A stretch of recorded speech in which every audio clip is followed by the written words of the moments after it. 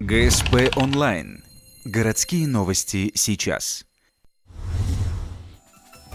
Воскресенье, 14:00. Комсомольская площадь. Всероссийская акция «Животные, не одежда». Ухта стала одним из 60 городов, где проходит данное мероприятие.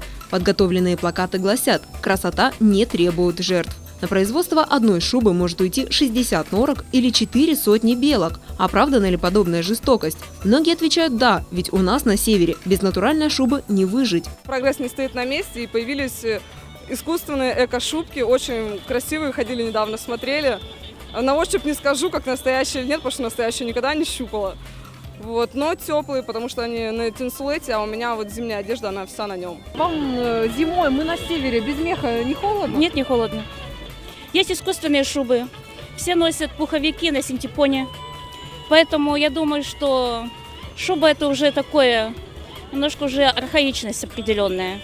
Мир настоящие люди помешали одному прохожему, который представился продавцом меховых изделий. В городском дворце культуры проходит очередная ярмарка. И не какая-нибудь, а по продаже шуб.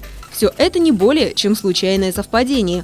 Акция «Животные, не одежда» проходит по всей России в один день на законных основаниях. В Ухте ее также согласовали с администрацией. Но у мужчины на этот счет другое мнение. Санкционированное мероприятие в администрации.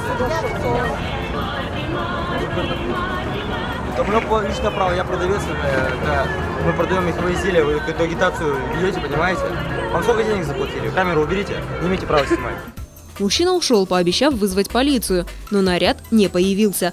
Акция продлилась 3 часа. За это время было роздано около 300 листовок. Этичная одежда – это не только помощь животным, но и спасение экологии. По словам участников акции, если несколько ухтинцев сменят шкурки животных на эко-шубки или синтепон, то акция прошла не зря.